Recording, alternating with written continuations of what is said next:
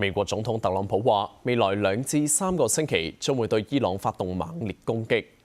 國際油價顯著上升，紐約期油曾經升超過1成，而美國汽油價格亦都逼近每加侖4.1美元，創超過3年半嘅高位。中東局勢未有緩和，美國車主繼續要捱貴油。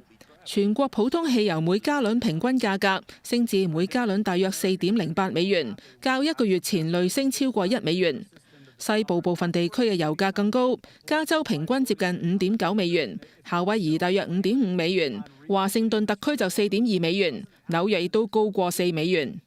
I don't expect Americans are going to be real happy with gas prices this high if they persist into the summer. North Carolina could hit $4, and at this point, it's possible still that if there is no plan to reopen the strait, gas prices could get close to $5 a gallon. 特朗普總統早前發表全國電視講話嘅時候話，短期內會加大對伊朗嘅攻擊。We are on track to complete all of America's military objectives shortly, very shortly.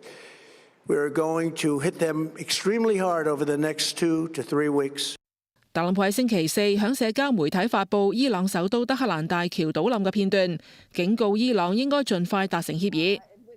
英國外相顧爾維話，大約40個國家參與關於霍爾木茲海峽嘅視像會議，會後聲明批評伊朗試圖挾持全球經濟，要求海峽立即同埋無條件重開。伊朗官方媒體就報道話，伊朗同阿曼正草擬協議，計劃共同監督同埋協調海峽嘅航運。